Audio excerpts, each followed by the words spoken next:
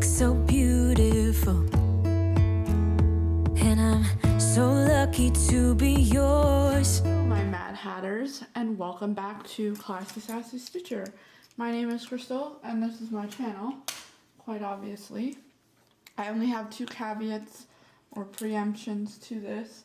One is, if you hear Tiny Human, it's because my tiny human is home today. It is spring break, not to mention, but also it is Easter. Or, well, not Easter. It's also Sunday. I don't know why I said Easter. This is my mind today.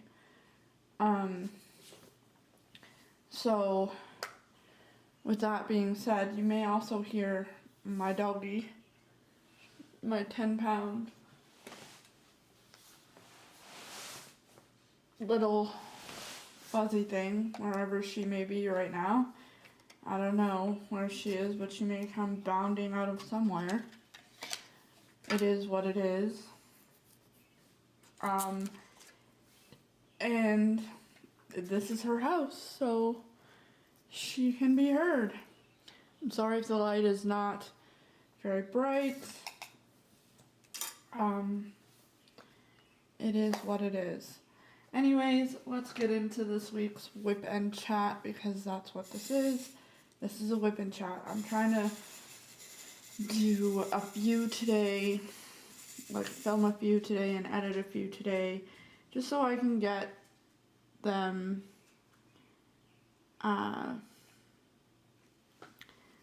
done and ahead, so that I have a little time to work on my stepdaughter's wedding photos. But yeah. So what's happened this week? I got my son's KT assessment done, which is basically just a educational assessment to see his reading and oral comprehension skills. And unsurprising to me, my son has very good reading comprehension. Like, he's in the 99th percentile for reading comprehension and reading literacy. He's well above his age group and his grade level, which is not shocking because he could read before he could talk. And a lot of people often say to me, well, that's impossible. How would you know if he could read before he could talk? And let me tell you how I knew. First of all, I would ask him to point words out and show me where they were, for one. And for two, his speech language pathologist verified he could read before he could talk, because they too did an assessment on him. So he's been reading since he was 2. And he's always been reading. I've also been reading since I was 2. I could read books my mom couldn't even understand by the time I was in kindergarten. And I was also well above my age level when I was reading in school. So that part was unsurprising to me. It was also unsurprising to me that my son's verbal comprehension and literacy skills were below average. Like, he's less than the 1 percentile. And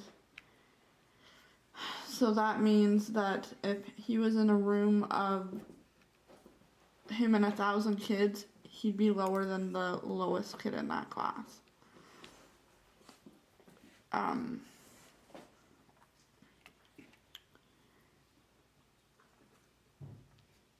Or if there was him and 1,000 other kids, so 1,001 kids, he would be lower than the lowest before him.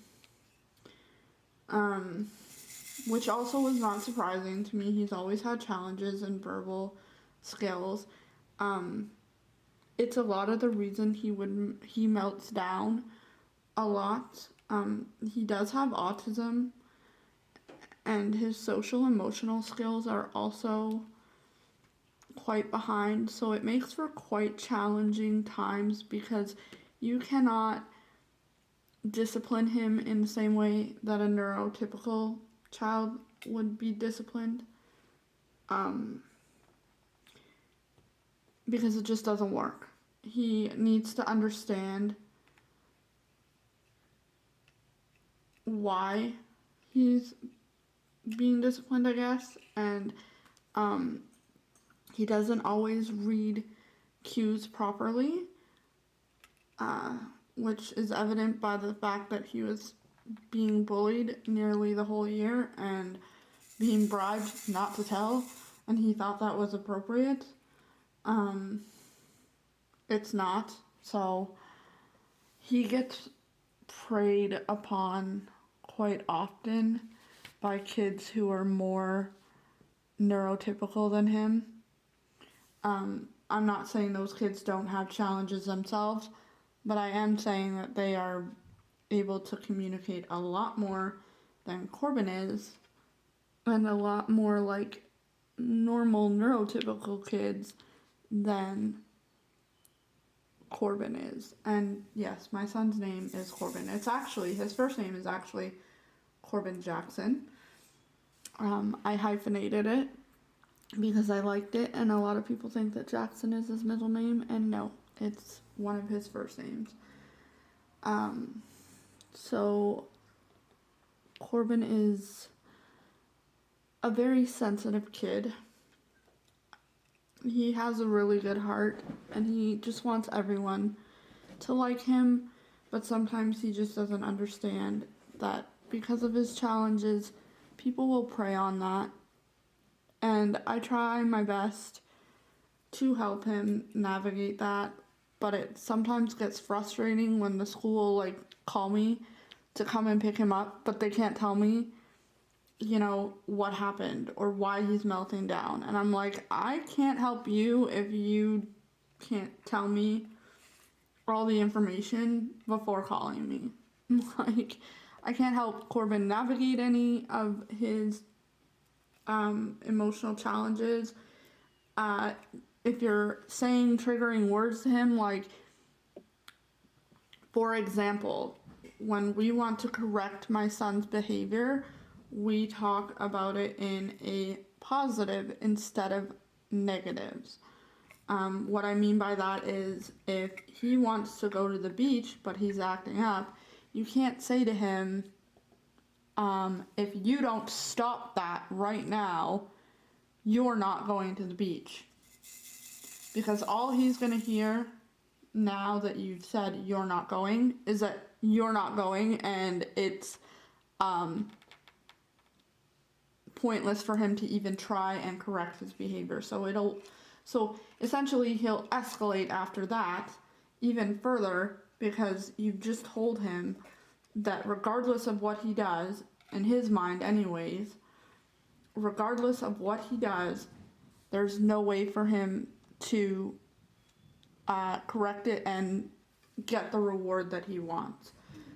So instead of saying, if you don't stop this right now, you're not going, I tend to say, if you'd like to continue with our plan to go to the beach, I need you to correct your behavior.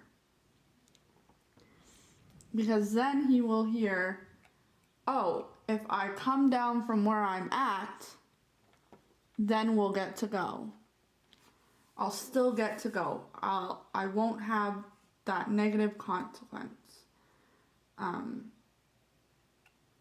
But it's especially hard when other kids admit they're misbehaving and they get rewarded for that kind of behavior, because you cannot punish Corbin or discipline Corbin in a way that you would a neurotypical kid, because it just does not work. And no, I do not baby him at all. In fact, quite the opposite. I have very high standards for my child, because I am a firm believer in having a disability does not mean you don't have ability.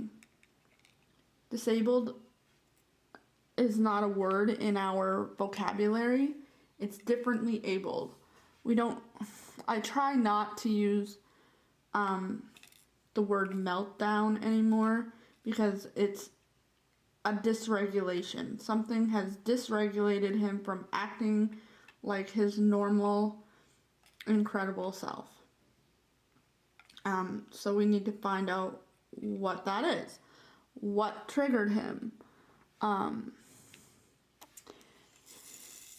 You have to remember to talk to him in the way that other people talk to him.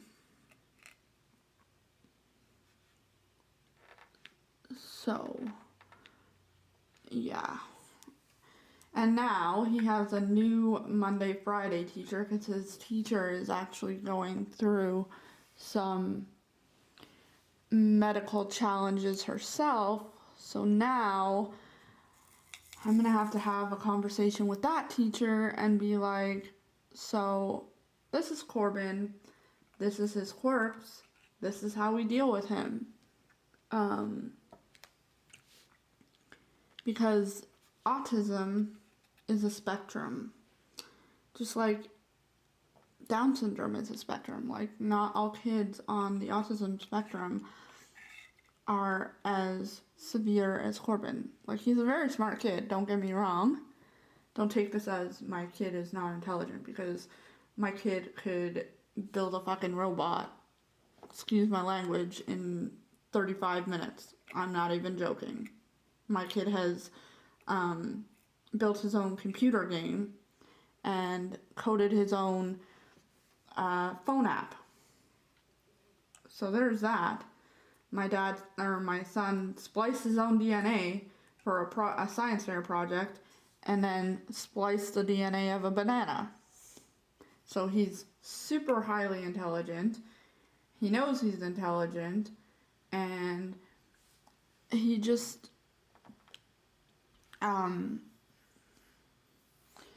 sometimes can't really deal with the overwhelmingness of the world around him. He has sensory processing disorder as well, so that also makes it difficult because he can't regulate himself in the,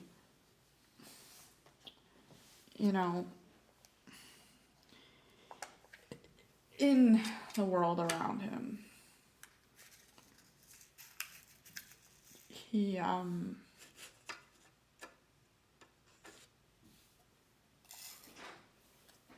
yeah. So my other human just walked in, my other half human just walked in, so I'm gonna cut this a little short, but before I go, I'd like to remind you to stay happy, healthy, and kind. And I'll see you in the next one. Bye. Taking me high.